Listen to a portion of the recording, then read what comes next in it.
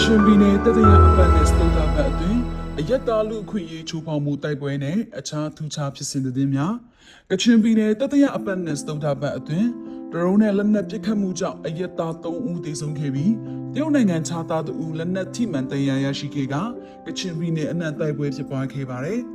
ဇူလိုင်လ26ရက်နေ့ဝိုင်းမော်မြို့နယ်စံကာကျေးရွာအုပ်စုနီခုတီကျေးရွာရှိထိန်မင်းငပြောလုပ်ကွက်တွင်အလုံးလုံးနေတဲ့တရုတ်နိုင်ငံသား2ဦးတနက်ကြီးထိမှန်တရားရရှိခဲ့ပြီးမိသည့်အဖွဲ့မှပြစ်ခတ်ခဲ့လေဆိုတာကိုတော့တိကျအတည်ပြုနိုင်ခြင်းတော့မရှိသေးကြောင်းသတင်းစာမျက်နှာတွင်ဖော်ပြထားပါတယ်။ထို့နောက်ဇူလိုင်လ16ရက်နေ့တွင်ဘူတာအိုခေါလောင်ဖူးမြို့နယ်နေကူစာကျေးရွာတွင်စစ်ကောင်စီပူးပေါင်းတပ်ကဆူဆိုက်ဒရုန်းဖြင့်ပုံချချမှုကြောင့်10နှစ်အရွယ်ကလေးငယ်2ဦးနဲ့အသက်50နှစ်အရွယ်အမျိုးသား2ဦးထိခိုက်ဒေဆုံးခဲ့ပါတယ်။၎င်းမိကူစာကျေးရွာသည်တိုက်ပွဲဖြစ်ပွားသည့်နေရာနှင့်12မိုင်အကွာတွင်တည်ရှိပါတယ်။ပြီးခဲ့တဲ့ဇူလိုင်လ15ရက်နေ့တွင်မှလည်းအင်းတော်ကြီးညောင်ပြင်ရွာမှအသက်22နှစ်အရွယ်မောင်ဝိုင်းစော်ကမြစ်ချနာမျိုးတို့အလုတ်ကိစ္စဖြစ်စင်းလာရာ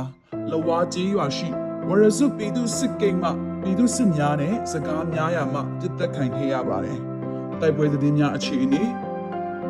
အင်းတော်ကြီးလုံးတုံတွင် KIA ပူးပေါင်းတပ်နှင့်စစ်ကောင်စီ SNA ပူးပေါင်းတပ်တို့ကြားတိုက်ပွဲပြင်းထန်ခဲ့ပြီး SNA စခန်းကို KIA ပူးပေါင်းတပ်တို့ကသိမ်းပိုက်ရရှိခဲ့ပါတယ်။ဇူလိုင်လ23ရက်နေ့ဘူတာအိုခေါလောင်ဖူးမြို့နယ်တရုတ်မြန်မာနေဆက်အနီးမတိုင်30တွင်ပြည်သူစစ်တပ်ဆွဲအထိုင်ချထားတဲ့အမတ်ပေါ်ရွာတောင်ကုန်းကို KIA ပူးပေါင်းတပ်တို့ကတိုက်ခိုက်သိမ်းပိုက်ခဲ့ပါတယ်။အခြားသူခြားဖြစ်စဉ်များအနေဖြင့်ပြီးခဲ့တဲ့ဇွန်လကဘူတာအိုမြစ်ချနာကားလမ်းကြောင်းပေါ်မှာဘူတာအို PDF တော်လန်ရေးအဖွဲ့ဘက်ကဖမ်းဆီးသိမ်းသိမ်းထားတဲ့တမန်ရိုက်ဆက်ကိုဘူတာအို KIA ပြည်သူ့စေယုံတို့အများပြည်သူအသုံးပြုနိုင်ရေးအတွက်ဇွန်လ18ရက်နေ့တွင်ပြန်လည်လွှဲပြောင်းပေးအပ်ခဲ့ပါတယ်။ထို့အပြင်ဇွန်လ30ရက်နေ့ကစစ်ရေးအရာပိတ်ဆို့ထားတဲ့မြစ်ချနာမန္တလေးလမ်းကိုပြီးခဲ့တဲ့ဇွန်လ14ရက်မှစပြီးကုန်ကားခီးတွေများတွာလာခွင့်ပြန်ရခဲ့ပါတယ်။အာနာသိမ့်ပြီး9နှစ်အကြာရပ်ဆိုင်ထားတဲ့မြစ်ချနာမိုးညင်းမြစ်ထားလမ်းပိုင်းကို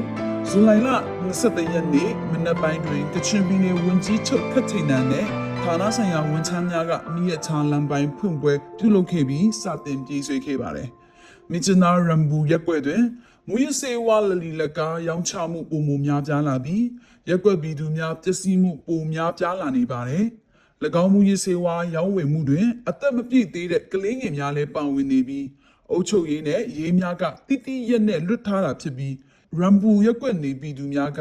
မူရစေဝါရောင်းတဲ့အိမ်တန်းလျားတွေကိုပေရှားဖေးဖို့တောင်းဆိုနေပါတယ်။